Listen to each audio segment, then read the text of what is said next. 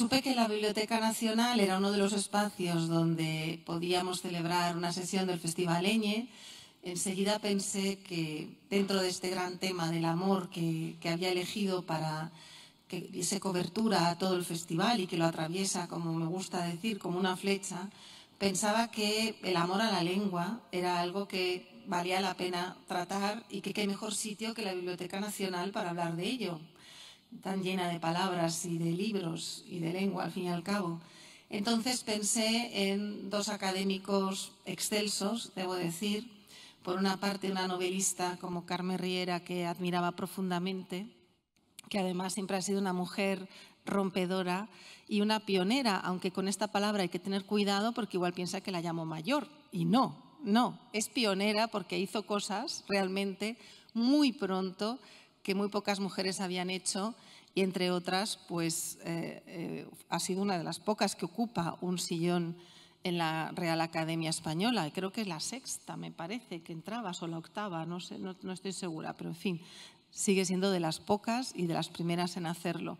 Y por otra parte, pensé también enseguida en Darío Villanueva, porque debo decir además que Darío es mi maestro. Yo hice mis estudios con él, mi tesis doctoral con él fue mi mentor y tutor, y allí donde voy, pues en mi propia carrera académica, siempre que puedo digo que soy discípula de Darío, a ver si se me pega algo. Pero era para mí obligado contar con él, que además con una trayectoria extraordinaria como la suya, la persona más indicada para estar también aquí hoy. Está recibiendo ahora muchos homenajes, como le corresponde, y este es uno muy modesto por mi parte, porque además ha escrito un libro recientemente que ya va por la segunda edición, me parece, por la sexta. Pues yo tengo el de la segunda, que ya no me dio tiempo ni a la primera, que se llama Morderse la lengua, y que además entra de lleno en cuestiones fundamentales de las que, si podemos, hablaremos también un poquito hoy, como lo que es la famosa posverdad o la corrección política, que tanto tienen que ver con lo que nos pasa como sociedad actualmente. Pero para empezar, si les parece, a mí me gustaría empezar por una palabra muy hermosa, que además creo que viene del catalán, no lo tengo muy claro, que es letraherido.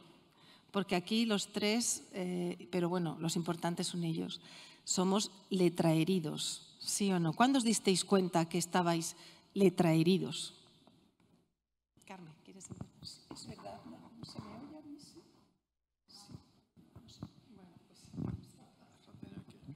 Bueno, en primer lugar, muchas gracias al Festival Eñe, a la Biblioteca Nacional, a todos ustedes por estar aquí. Y sí, letraherido, lletrazarit, parece ser que es una palabra que viene del catalán, que en castellano se usaba muchísimo menos, es decir, herido por las letras o por la letra. Y a mí me gusta mucho porque es una herida positiva. A veces se decía que la letra con sangre entra. No se trataba de esa letra, sino de aquellas personas que se sentían absolutamente fascinadas, es decir, por la literatura, por lo que antes llamaban las bellas letras. En ese sentido, es una palabra que me encanta, a mí me gusta mucho. Es decir, el estar herido por la letra es una herida de amor, y ya que estamos en esa referencia amorosa del amor a la lengua o el amor a las palabras, me parece que has empezado muy bien, Montserrat, con esa referencia a heridos por las letras, que seguro que Darío. Sí, la pregunta era cuándo me sentí letraherido, y tengo que confesar que me sentí letraherido cuando escuché por primera vez lletraferit. Antes no sabía que fuese letraherido, ¿no? Era lector, y desde muy pequeño, por en fin, un entorno que me favorecía extraordinariamente en ese sentido, mi madre y mi padre, son ellos los que desde muy pronto pues, procuraron acercarme a la lectura sin ningún tipo de limitaciones, y me lo facilitaron extraordinariamente, ¿no? Yo recuerdo que uno de los primeros regalos, siendo muy jovencito, fue una colección benemérita de la que conservo muchos tomos, que era la colección de una editorial tradicional española, la editorial Aguilar, que se llamaba la colección Crisol. Eran unos libros de tamaño pequeño, en papel biblia y con encuadernación en piel, con distintos colores según el género de la pieza que incluían, ¿no? Había además una versión más reducida que se llamaban los crisolines, que todavía eran más pequeños, y luego otra un poco mayor, que era el llamado crisol literario. Bueno, pues esa fue la base de mi primera formación literaria, por supuesto a base de textos que a un niño le podían seducir, ¿no? Textos como el Robinson Crusoe o La Isla del Tesoro, en fin, estos textos de aventuras, pero a partir de ahí fueron apareciendo otras lecturas y hasta hoy. Luego ya vino la dedicación a la filología por vocación, en vez de elegir otras opciones. Mi padre era magistrado y se llevó un gran disgusto porque yo no estudiara Derecho, aunque en parte él era el culpable de que no lo hiciera por ese atento cuidado que tuvo en hacerme lector.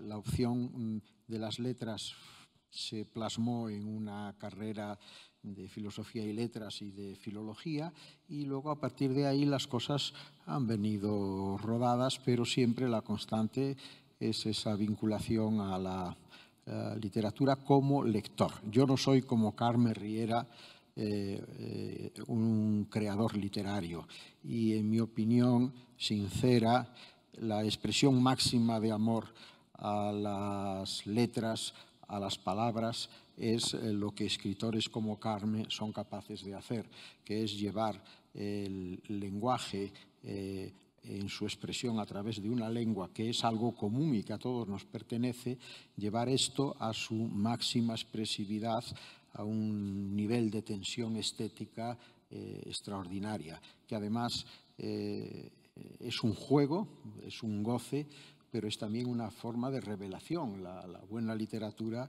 no solo tiene la virtud de la musicalidad de la palabra, sino que tiene también la fuerza de lo que nos hace ver a los que no escribimos literatura, pero que a través de ella descubrimos que realmente nos está ocurriendo o le ha ocurrido a alguien hace siglos y, sin embargo, sigue diciéndonos algo a nosotros, que es lo que explica ese fenómeno asombroso que el premio Nobel norteamericano Eliot formulaba con una idea que a mí me gusta mucho, la de que todos los escritores son contemporáneos entre sí y son también contemporáneos de nosotros, hayan nacido en cualquier país o hayan nacido en cualquier época. Esa es la virtualidad de la literatura, lo que Machado llamaba la palabra esencial en el tiempo. Yo tengo que decir que no soy ni mucho menos tan sabia como Darío y que yo era una niña retrasada que empecé a leer muy tarde. No, las monjas no sabían qué hacer conmigo porque no aprendí a leer y llamaron a mi madre. Mi madre estaba muy preocupada, mi padre también, tenía 7 años, no había aprendido. Y entonces, bueno, le he contado alguna vez, mi padre pensando que tenía una hija retrasada, que eso era para él un problema. En las Navidades, los padres de entonces no hacían ningún caso a los hijos, pero mi padre me tomó en sus rodillas y me leyó la sonatina de Rubén Darío. Y a mí me pareció tan maravillosa que le pedí que me la volviera a leer, me la aprendí casi de memoria. Y me dijo, pues cuando sepas leer, podrás leer eso y muchas más cosas. Y entonces aprendí a leer gracias a Rubén Darío y gracias a la sonatina, de manera que Darío leía en la colección Crisol y a mí mi padre después, mi afición era tal y me pareció tan fabuloso, y ya que estoy entre gallegos diré que lo que leí por primera vez y no entendí nada fue Valle Inclán. Claro, no lo entendí, pero me pareció maravilloso. Y entonces en casa cerraron la biblioteca con llave porque yo leía todo lo que aparecía y en aquellos tiempos eso estaba muy mal, de manera que con bastante atraso en relación a ti, Darío, porque no había manera, es decir, no me interesaba en absoluto. La lectura, claro, ya no pudiste parar, entiendo, ¿no? No, claro, me pareció tan fascinante y además estoy de acuerdo con Darío en el sentido de que, bueno, pues lo que decía Quevedo, ¿no? Es escuchar con los ojos a los muertos y andar en conversación con los difuntos. Es decir, gracias a la literatura podemos, bueno, es lo mejor de todo para remontarte al pasado y para saber cómo era, ¿no? No solo la condición humana, sino también toda una serie de aspectos que los historiadores no nos pueden contar, pero que Quevedo nos cuenta, por ejemplo, no sé, no solo en sus versos, sino en su polémica por si Santa Teresa tenía que ser patrona de España o no, o tenía que serlo Santiago, ¿no? Es decir, a mí me parece maravilloso el hecho de poder leer no solo a los clásicos, sino a los autores que nos han precedido, porque nos están enseñando continuamente cosas que evidentemente no sabríamos. Y por tanto es una maravilla. Cuando la gente dice que no lee, a mí es que me da muchísima pena. Los dos venís de un entorno... Si no me oyen, díganmelo. Bueno. Los dos venís de un entorno, bueno, como el mío, en el que hay dos lenguas que compartís y eso, aunque sean muy próximas, porque son lenguas hermanas que vienen del latín, pero eso os ha marcado a la hora de tener una cierta, un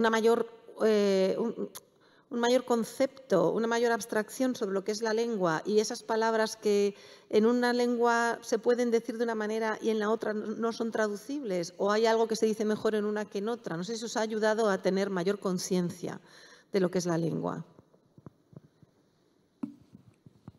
Sí, yo digo que para mí es un lujo y una ventaja ser bilingüe. Yo tengo dos lenguas, las amo apasionadamente a las dos, me parecen dos lenguas maravillosas. Menéndez Pelayo decía una cosa que tenía mucha razón, decía: la filosofía habló por primera vez, es decir, la poesía habló por primera vez en castellano y la filosofía habló por primera vez por la boca de Ramon Llull en Europa, en catalán. Entonces, en este sentido, son dos lenguas primas hermanas, pero muchas veces, porque son tan parecidas, resulta muy difícil. Yo me traduzco al castellano y muchas veces me resulta muy difícil por lo próximas que son, ¿no? Y hay palabras que, aunque parezcan la misma, no tienen que ver. Es decir, mi primer libro se titulaba Te deix amor la mar com a penyora. Te dejo amor en prenda el mar. Prenda en castellano no tiene la misma, digamos, la misma connotación que pañora, que también es prenda, pero es distinta. Entonces, aquí en castellano y en Madrid, ustedes pues a veces dices, oye, prenda, ¿no? En un sentido pues castizo, pero en catalán jamás es oye, pañora, porque no tendría nada que ver. Es decir, que al ser precisamente dos lenguas tan cercanas, pasa lo mismo, me imagino, con el gallego, dos lenguas románicas, muchas veces resulta difícil esa traducción. Y a mí me parece, decía Darío muy bien, lo de la musicalidad de la lengua. El catalán, como tiene intervocálicas, a veces puede parecer más musical. Decía Gil de Biedma que él hubiera escrito en inglés y se hubiera incluso sabido mejor catalán, quizá en catalán, porque el castellano, que es una lengua maravillosa, como decía el poema de Alfonso XI, suena como un tambor.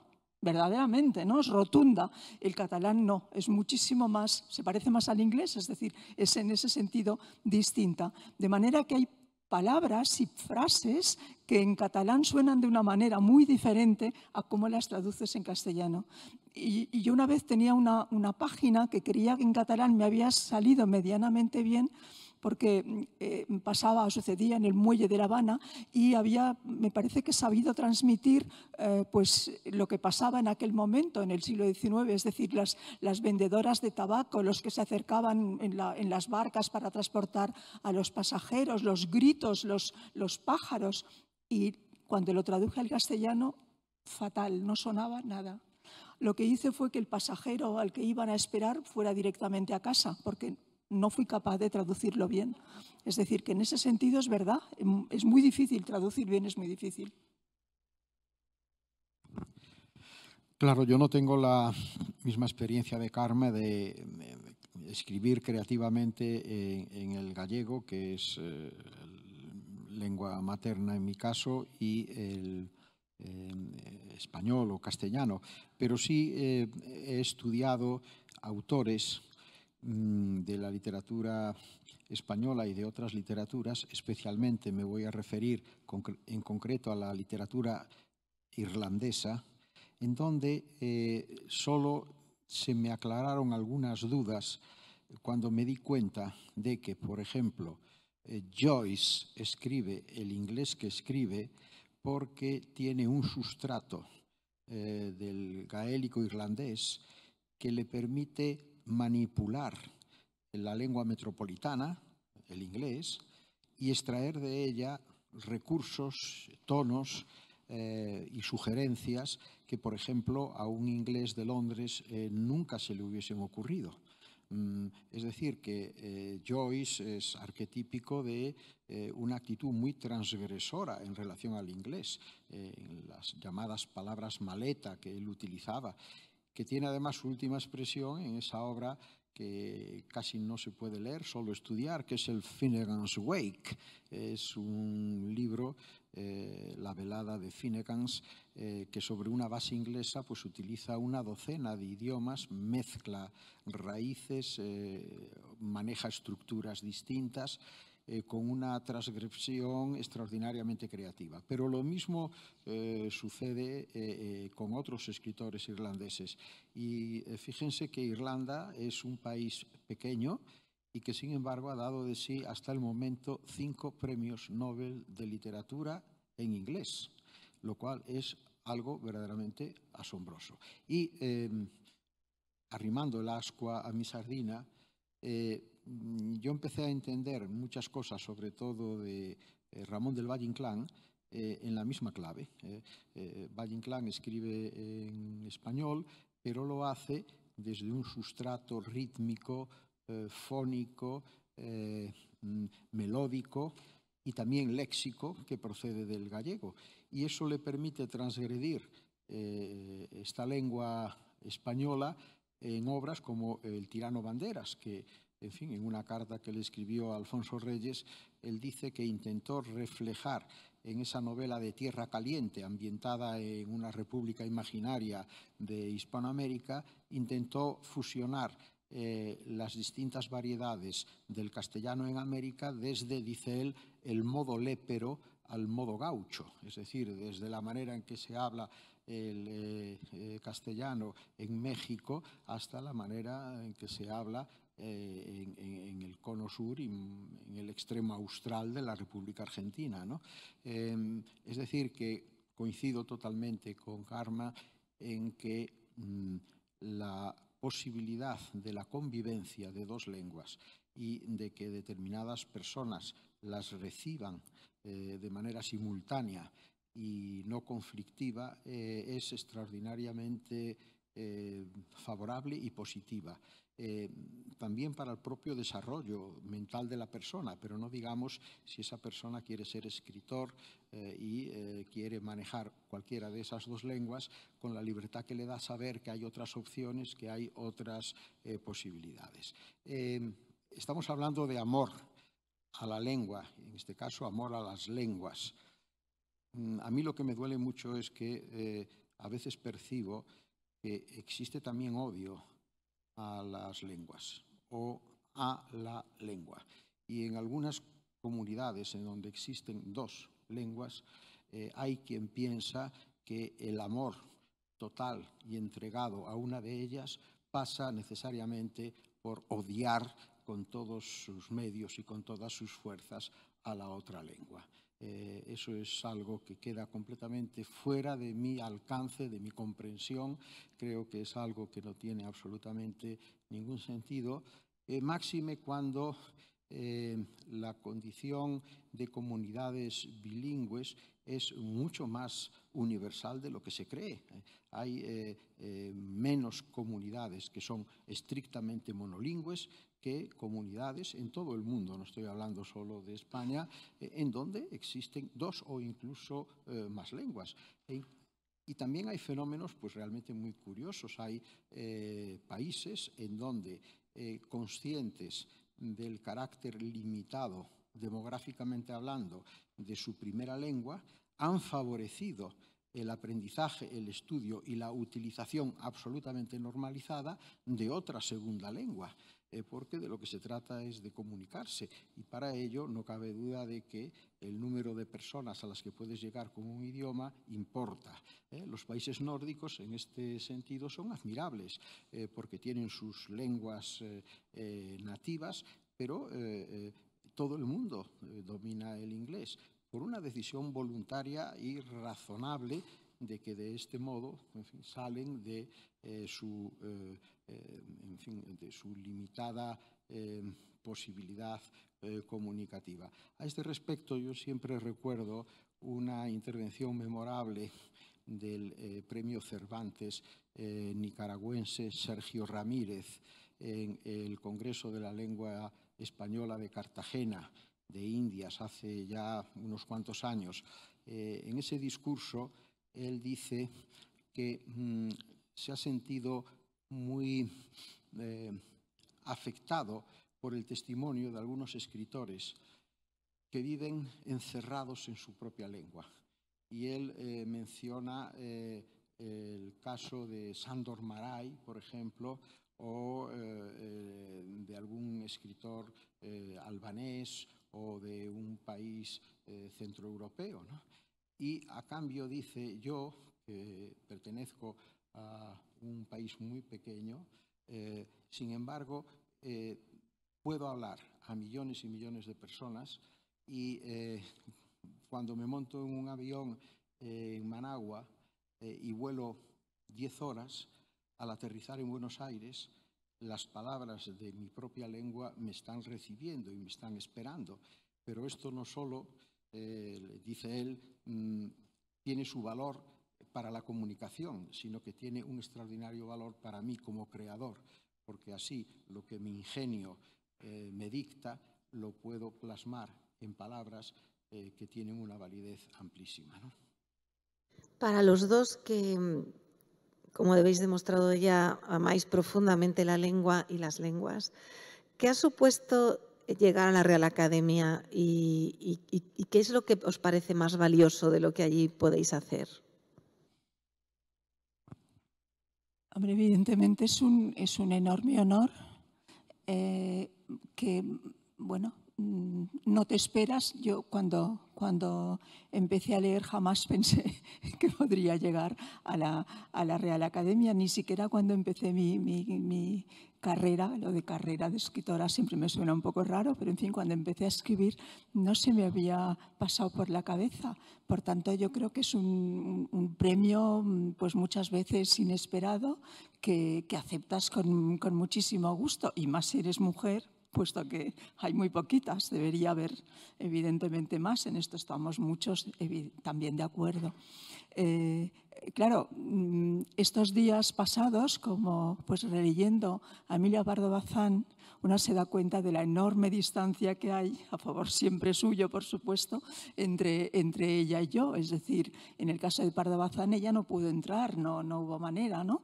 Pero quiero decirte que hay muchas mujeres escritoras que merecerían, evidentemente, estar en la Academia, con lo cual pienso, pues eso, que es una suerte enorme, pues algo inmerecido y algo pues del que estoy, por supuesto, encantada. No te podría decir otra cosa. Claro, cada uno habla de la fiesta tal y como le va en ella, ¿no? Y en la Academia Española hay 43 sillas. Karma ocupa una, yo ocupo otra, pero no todos somos iguales entre esos 46 poseedores de un sitial. No, claro que sí, no lo digo como un vicio ni como un defecto, sino que lo digo en función de lo que sigue. Yo muchas veces he pensado por qué llegué a la Academia y también creo que de manera más justificada que en el caso de Carme, pues estoy sorprendido porque tal cosa haya sucedido, ¿no? Hasta que un día se me encendió una luz. Ya saben ustedes que el lema de la Academia es limpia, fija y da esplendor. Un lema que provoca muchos chascarrillos porque algunos dicen que parece la frase publicitaria de un detergente, de ropa o de lavadora, ¿no? Tiene su historia, se acordó al principio de la creación de la Academia en 1713 y hubo un gran debate sobre este lema y otro que competía con él, que finalmente fue razonablemente desechado, que era nada más y nada menos que aprueba y reprueba. Era el lema alternativo. Y los académicos, con muy buen criterio, prescindieron de él, y yo creo que por una razón, porque se dieron cuenta de que faltaban en 1713 todavía 140 años para la creación por el duque de Ahumada de la Guardia Civil. Y si el lema de la Real Academia fuese aprueba y reprueba, tendría que haber un cuerpo armado encargado de hacer cumplir la aprobación, no, pero sí la reprobación. Bien, pues entonces, a lo que voy, limpia, fija y da esplendor. Un día me dije yo, aquí está la clave, los 46 académicos somos llamados a la casa para desempeñar una de estas tres funciones. Hay algunos que pueden desempeñar más de una, pero en fin, en principio, digamos que es así. Hay académicos que dan esplendor a la academia y que están en ella por eso. Yo pienso que Carme es un caso ejemplar de lo que estoy diciendo. Luego hay otros que fijan, que se dedican a estudiar la lengua, a fijarla, a desentrañarla. Son nuestros compañeros lingüistas, lexicógrafos, dialectólogos, etc. Y luego hay un grupo muy reducido que nos dedicamos a la limpieza. Yo soy miembro de ese grupo, soy un señor de la limpieza en la Real Academia Española. Y ya está, cuando comprendí las cosas así, en estos términos, me sentí en paz conmigo mismo y se me aclaró la interrogante de por qué yo había sido llamado a la Academia, para limpiar. Que la parte de detergente te correspondía más, pensaban más en ti, ¿no? Como tal. La novela es quizá lo que más habéis trabajado desde la creación, aunque Carme también es profesora en la universidad, catedrática en la Universidad Autónoma de Barcelona de Literatura Española, así que también la enseñas, pero en la creación sobre todo de la novela y también principalmente, aunque Darío ha trabajado con todos los géneros, también en el caso de Darío, ¿creéis que para luego entender la lengua en lo que refleja la sociedad, como aprender de ella y al mismo tiempo ser capaz de analizarla, la novela es el género fundamental? Yo creo que la novela es un género en el que, bueno, si es una buena novela, bueno, no hay libro, por malo que sea, en lo que no se pueda aprender cosas buenas, o Darío lo sabe muy bien, porque ha explicado el Lazarillo Allende los mares, y después supongo que nos contará de esas experiencias. Yo creo que la novela, por el tipo, es decir, también la poesía, cualquier tipo de literatura, fíjense que antes la literatura servía a las personas para aprender a expresarse, es decir, era simplemente los clásicos, las referencias de los clásicos y los que se enseñaban en clase, que precisamente por eso eran clásicos, eran para poder imitarles y aprender a escribir de manera absolutamente correcta, aprender retórica y poética a través de esos textos. Ahora la novela, evidentemente, la gente, o antes la gente leía, porque ahora lo que hace es sobre todo comunicarse a través del WhatsApp y pues mandar emoticones más que leer un libro. Yo no sé ustedes, pero yo cuando voy en un transporte público antes veía un libro, ahora mismo viniendo en el tren, pues no he visto a nadie leer, es decir, la única que estaba leyendo era yo. Claro, en los ordenadores o en las tablets también se puede, pero lo normal es que la gente esté pues chateando a través del móvil. Quiero decir que eso yo creo que está en cierto modo perdiéndose, porque servía sobre todo o sirve ahora para entretener. Nadie que quiera escribir bien creo que lee evidentemente a los autores. Antes sí, es decir, se leía a los autores precisamente porque en ellos se aprendía. y se aprendía a expresarse. Eso es una moda que evidentemente pasó ya y que nadie los utiliza para eso, ¿no? Pero en principio yo lo que creo es que no sé si la lectura nos hace más felices, pero evidentemente nos hace sabemos más, es decir, nos hace más sabios sin duda. Ustedes se han dado cuenta, ¿no?, de la ironía de aquí el profesor Villanueva, ¿verdad? No digo más. ¿Cuántos años fuiste director, Darío? 4.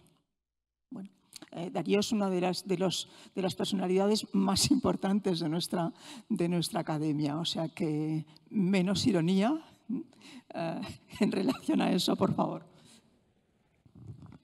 Sí, la pregunta es un poco parecida a la pregunta impertinente de ¿a quién quieres más, a papá o a mamá? ¿No? Monse, con todo cariño te lo digo, tú jamás me has dicho nada impertinente. No, quiero decir que si uno ama la literatura, pues la ama en su totalidad y las expresiones literarias son muy diversas.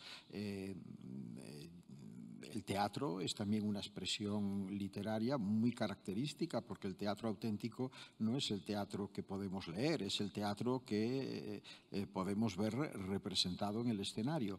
Y luego el propio ensayo a mí me fascina como género, porque puede tener una profundidad reveladora de las cosas enorme, y luego estéticamente hay ensayistas que tienen unas prosas verdaderamente admirables, tan bellas como la de un novelista o de un poeta. Dicho esto, sin embargo, para mí la poesía es la quinta esencia de la literatura. Es donde la relación entre lengua, belleza y creación es más compacta y más decisiva.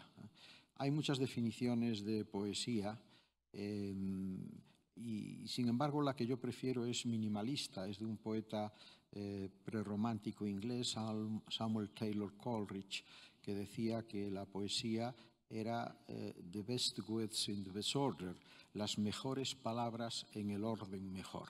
No se puede ser más directo y más sencillo a la hora de definir algo que realmente yo creo que es así. El poeta lo que hace es que encuentra las mejores palabras y las combina de manera absolutamente insuperable. Bien está que insistamos en que el resultado de esa elección y de esa combinación es también una revelación. La poesía dice cosas y dice cosas que nos llegan muy dentro. Aunque ha habido poesías como las famosas gitanjáforas, que simplemente eran juegos de sonidos, eufonía, música solo. Pero bueno, la auténtica poesía tiene también un significado. Pero ese significado es tanto más certero cuanto más ha acertado el poeta en encontrar las mejores palabras y en combinarlas en el orden mejor. Sin embargo, la novela tiene también un potencial extraordinario. Ha habido siempre este debate. Yo recuerdo que Paul Valéry, el gran poeta francés, rechazaba la posibilidad de escribir una novela aduciendo que él nunca cometería el error de escribir una patochada como La marquise sortit à 5 heures. La marquesa salió a las 5. Y quien escribe una novela, si hay una marquesa como personaje y la marquesa sale de su palacio a las 5, pues tiene que decir que la marquesa salió a las 5. Por cierto, un novelista del Nouveau Roman provocativamente tituló una de sus novelas La marquise sortit à 5 heures, para desdecir a Valéry. ¿Qué hay detrás de esto? Bueno, hay detrás de esto que efectivamente en una novela que es un texto extenso, 50.000 palabras, decía Edward Mongar Foster, que era la frontera entre una novela y otros géneros, en esos textos extensos hay que crear un mundo, y para crear un mundo hay que recurrir a descripciones, a enumeraciones, a designaciones de cosas banales, sin ese esencialismo de la poesía que yo creo que es sobre todo concentración. Edgar Allan Poe, lo que pasa es que luego se contradecía en su escritura. decía que la expresión poema largo era una contradictio in terminis, que o era poema o era largo. Los poemas tenían que ser necesariamente cortos. Y a mí eso me convence bastante. La intensidad de la expresión poética está en cierto modo reñida con la amplitud. Pero, en fin, dígaselo a Walt Whitman, que es uno de los grandes poetas del inglés en el siglo XIX y, sin embargo, escribía unas largas parrafadas poéticas, ¿no? La novela sí, no utiliza la lengua con ese carácter esencialista, no trata cada palabra como si fuese una joya, una gema, que es lo que realmente hace el poeta. Pero esto no quiere decir que haya momentos de una enorme brillantez expresiva, de gran lirismo en el desarrollo de una novela, de manera intermitente o de manera alternativa, y sobre todo que el resultado final sea una revelación profundísima de las cosas de ahora y de las cosas de siempre.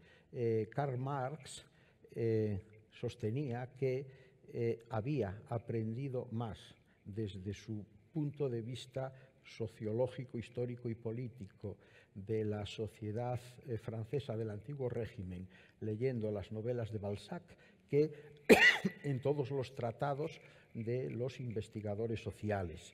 Y además, con un añadido, Balzac políticamente era un legitimista, es decir, era un partidario decidido del antiguo régimen, mientras que Marx tenía una concepción completamente distinta de la sociedad. Y sin embargo, para él, lo que un novelista como Honorato de Balzac había logrado en la Comédie Humaine era una revelación absoluta de algo tan complejo como es la vida de una sociedad en el periodo indicado.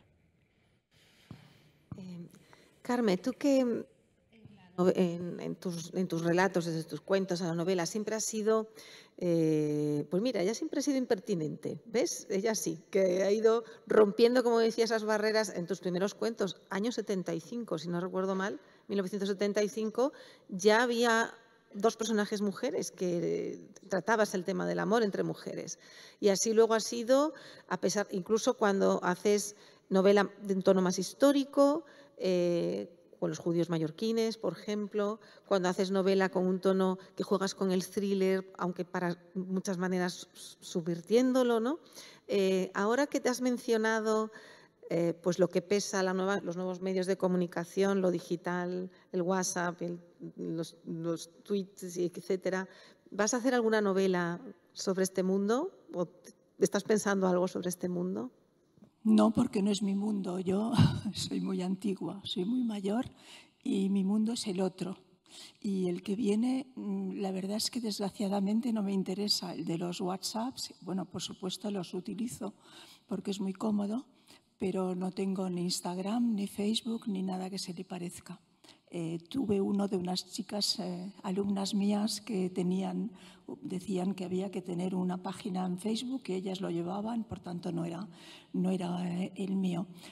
No, porque, insisto, soy de esa otra época en que para mí pues la conversación directa, no virtual, era algo, o sigue siendo algo importante, y todo eso, yo no soy nativa digital, ni mucho menos, y aunque aprovecho, por supuesto, lo que nos trae Internet que me interesa,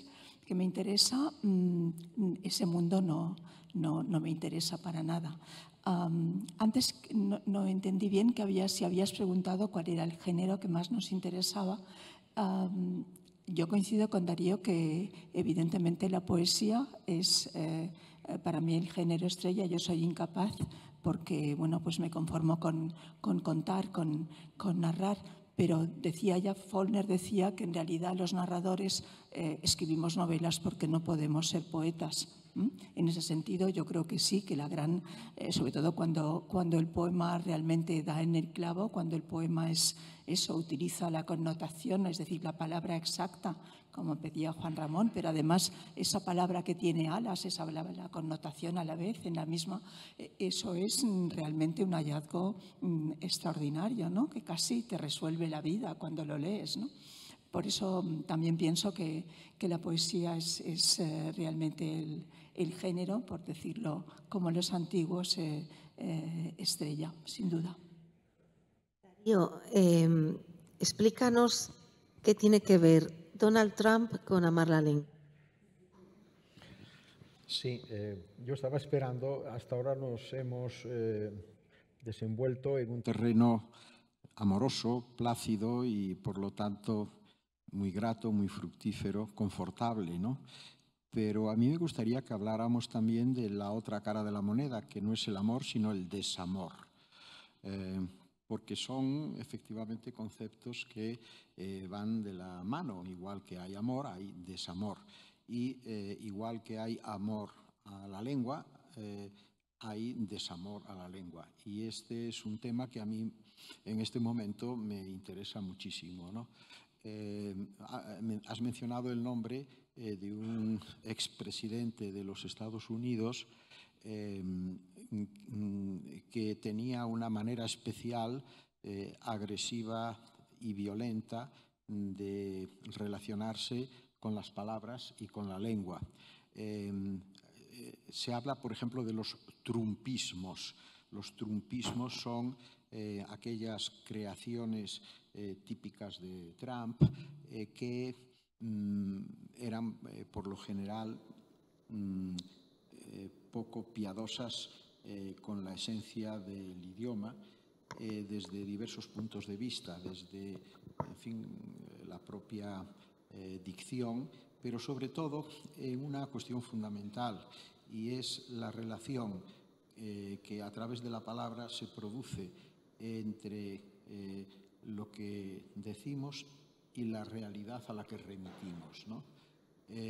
Trump, y es un juego de palabras, era un tramposo, es un tramposo por definición, ¿no? Y él hizo suya una realización que viene de atrás, que es lo que se ha dado en llamar en inglés post-truth y que hemos podido traducir perfectamente al español como la posverdad, ¿no?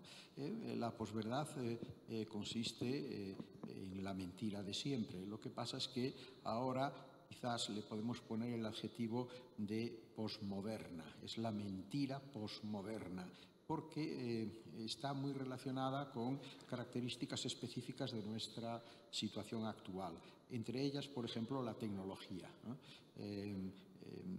La mentira siempre ha acompañado a la palabra y basta con leer El Príncipe de Maquiavelo para encontrar una lección cínica pero admirable de consejos que el florentino da a los políticos de su época para que mientan sin ningún tipo de preocupación, porque, como él mismo les dice, siempre habrá motivos para esa mentira, siempre el príncipe encontrará razones para justificar por qué ha mentido y, sobre todo, añade Maquiavelo, el político que miente siempre encontrará a personas que están deseando que les mientan, es decir, que los engañen.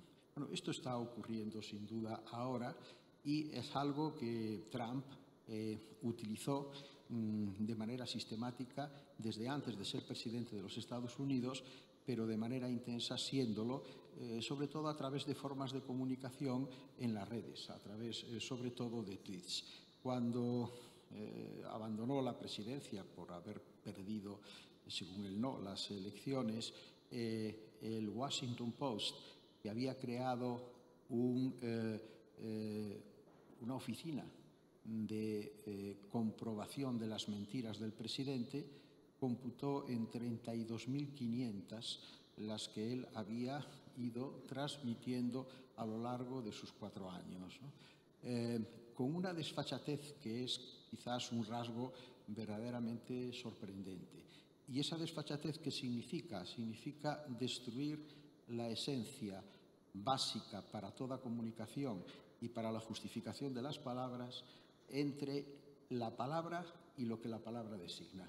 Es decir, que uno designa a través de una palabra una realidad que está contradiciendo la realidad real. Bueno, esto comenzó cuando Trump juró su cargo en el Capitolio de los Estados Unidos. La oficina de prensa de la Casa Blanca lanzó de manera triunfalista el mensaje de que había sido la toma de posesión más concurrida de toda la historia de los Estados Unidos.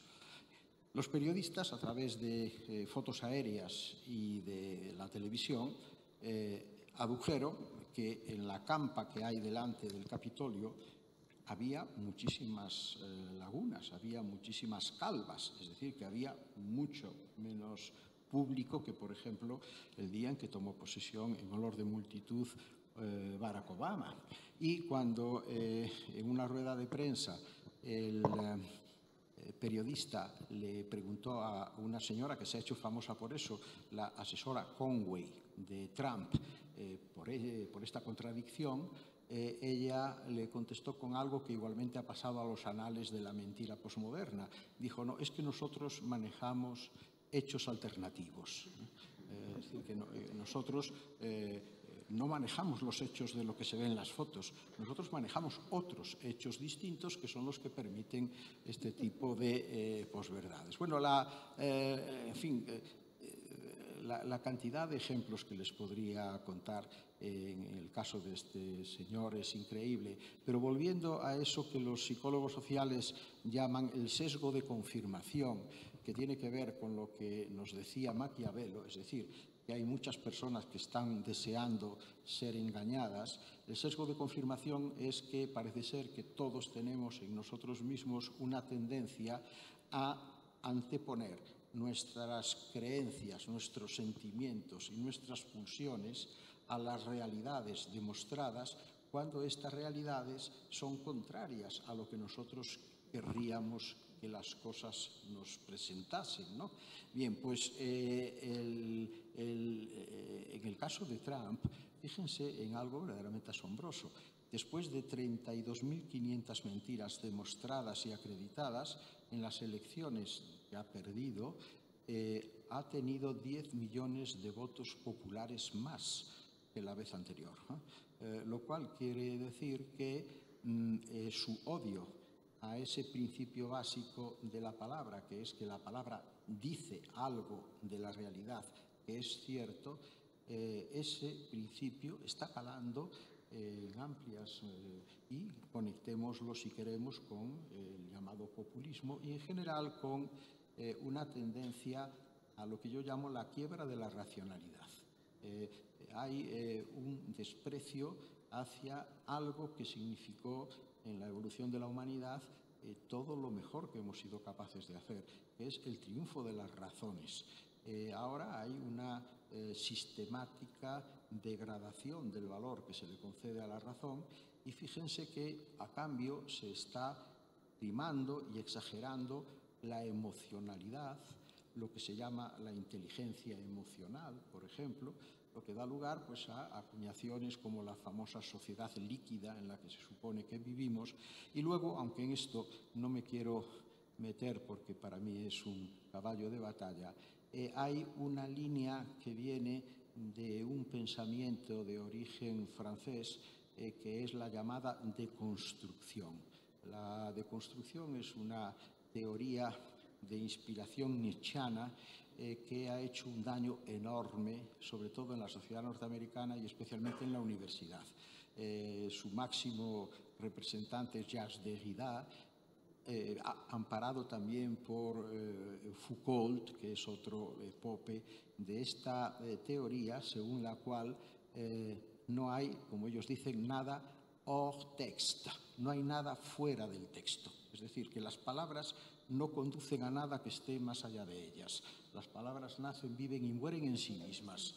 Por lo tanto, nosotros cuando hacemos un enunciado, lo único que estamos haciendo es combinar palabras sin que ese enunciado remita a nada trascendente, lo cual quiere decir que no hay verdad, lo cual quiere decir que no hay evidencia, incluso quiere decir que no hay ciencia. Y todas estas cosas tienen unas repercusiones enormes. Por ejemplo, en los negacionismos, ¿no? En este momento, esa deconstrucción de la sustantividad del lenguaje es la que explica, por ejemplo, la negación de evidencias científicas, negar el cambio climático, negar la eficacia de las vacunas, negar tantas y tantas cosas que los propios científicos nos han demostrado y nos están continuamente demostrando que ahí están. Y eso ha sido el avance de la humanidad, ¿no? Hemos avanzado desde lo que Comte llamaba la era teológica a la era positiva, precisamente por el triunfo de la razón. Volviendo al principio de la pregunta, Trump es uno de los grandes odiadores de la palabra. Lo que pasa es que tiene que manifestar su odio utilizándola y la manera que tiene de cumplir con ese objetivo suyo es demostrando que las palabras no conducen a nada, que no significan nada, que no comprometen a nada y los resultados, pues, en fin, están a la vista y son extraordinariamente preocupantes. Hablando de literatura, hay un género dentro de la novela que yo creo que cobra cada vez más actualidad, que es las llamadas distopías. En fin, están las utopías, la utopía de Tomás Moro, es decir, la descripción de una sociedad perfecta. Pues bien, en el siglo XX surge un género de lo contrario, novelas que describen sociedades y mundos futuros negativos, alienantes y destructivos. La primera importante es de un escritor ruso, Zamiatin, que se titula Nosotros, pero luego hay sobre todo dos que se han hecho muy famosas. Un mundo feliz, de Aldous Huxley, y 1984, de George Orwell. Y en estas distopías se describen cosas que tienen que ver con lo que nos está sucediendo ahora, desde el punto de vista social, pero también desde el punto de vista lingüístico. Especialmente Orwell estaba muy interesado por todo lo que se refería a la lengua. Y él, por ejemplo, la posverdad la refleja perfectamente en esa sociedad que nos describe, en donde hay un ministerio que se llama Ministerio de la Verdad, cuya función es contar mentiras, es alterar el recuerdo de la historia, hacer propaganda y modificar la realidad de las cosas, ¿no? Igual que el Ministerio de la Paz es el encargado de organizar una guerra continua contra las otras potencias. El Ministerio de la Abundancia se encarga del racionamiento de los bienes básicos. Ese juego que es muy trumpiano de decir una cosa y en realidad está significando exactamente la contraria. Y vinculado a ello está la cuestión de lo políticamente correcto. No sé si empiezo por Carmen o tú mismo, Darío, la cuestión de sentimos vinculada a esa desconexión entre palabra y verdad, ¿no? Cualquier cosa se puede decir, incluso señalando lo contrario. ¿Sentís esa presión de esta nueva censura y de esta nueva forma de control de la cultura de la cancelación famosa? También, por ejemplo, a la hora de escribir o a la hora de manifestaros con libertad. Está clarísimo que existe este tipo de censura. Lo que pasa es que tienes que ser lo suficientemente ambicioso y lo suficientemente libre para no tolerarla. Es decir, para utilizar aquellas palabras que tú crees que debes utilizar y no las que lo políticamente correcto te obligaría a utilizar.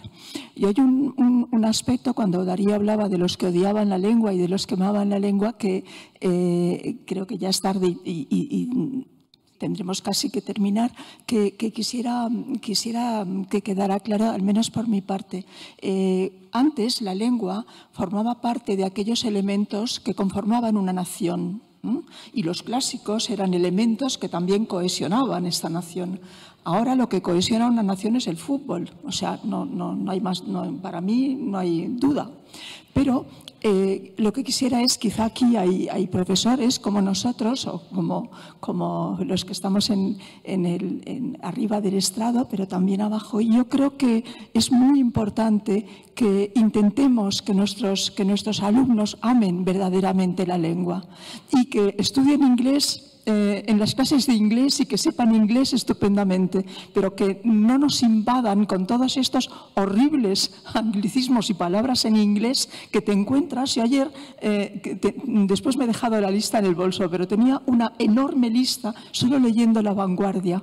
De anuncios, todos evidentemente en inglés. Quizá porque en Cataluña esa tendencia del inglés es más interesante que no la tendencia al castellano. Fíjense ustedes, no sé si ustedes vuelan en la compañía Vueling. Yo sí, porque es la única que tengo en Barcelona a mano. Vueling primero te da su sermón en inglés y luego en castellano. Cada vez que vuelo me acerco a la azafata o al piloto si está fuera y le digo, ¿usted en Francia sería capaz de hacer eso? ¿Le dejarían a usted hacer eso en Francia? Primero en inglés y luego en francés. Seguro que no, ¿verdad?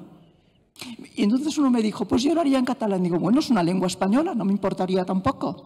Pero me parece absolutamente excesivo. Es decir, cuando antes los profesores del 19, principios del 20 especialmente, amaban la lengua, es decir, enseñaban ortografía, los chicos podían aprender a través de incluso pues, de los clásicos. Ahora eso no ocurre. Es decir, yo creo que la dejadez espantosa en relación a nuestra lengua es un pecado terrible.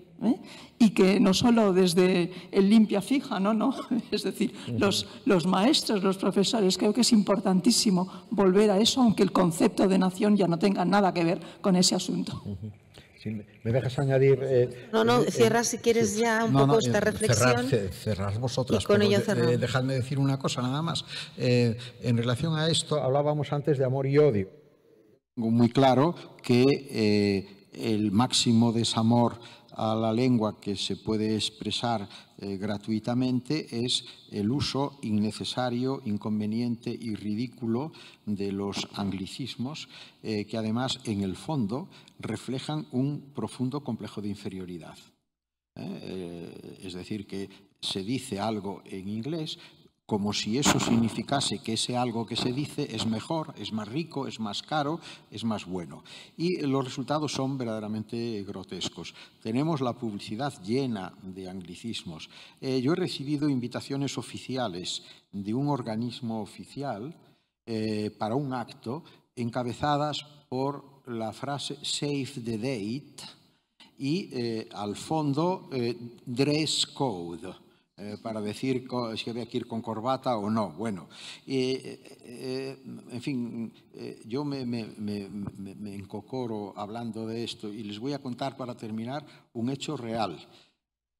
Un día, viajando por la Mancha Profunda, la Mancha de los molinos de viento, algunos de los cuales se veían a ambos lados de la carretera, pasamos al lado de un establecimiento de no muy buena pinta, Mancha Profunda, que se anunciaba con unas grandes letras de neón. Y lo que ponían esas letras en la Mancha Profunda era Showgirls Low Cost. Y yo pensé, pero si eso es un burdel barato, y lo bonita que son esas dos palabras, burdel barato, incluso con una asonancia de la B, ¿verdad? Una aliteración. Y además se dice que el castellano frente al inglés es mucho menos sucinto, ¿no? Aquí es al revés. Showgirls, low cost, 4 palabras. Burdel barato, 2. Y los manchegos y los vecinos, incluyendo los visitantes como yo, pues sabríamos perfectamente a dónde íbamos y a qué íbamos y nos sentiríamos identificados con nosotros mismos al acudir al burdel barato. Quiero aclarar que seguramente este nos que has utilizado es de manera retórica y es que no ibas al burdel barato realmente como tal, pero bueno, es verdad que nos tenemos que ir porque nos hemos pasado un poquito de la hora, se ha pasado volando. Yo sí que les recuerdo que Morderse la lengua es para mí ahora mismo un libro imprescindible para entender de verdad lo que nos está pasando, no solo con el lenguaje, sino mucho a nivel social y político y verlo bien fundamentado y aclararse con ello. Muchísimas gracias a los dos, gracias a la Biblioteca Nacional por acogernos y gracias a ustedes por acompañarnos. Gracias.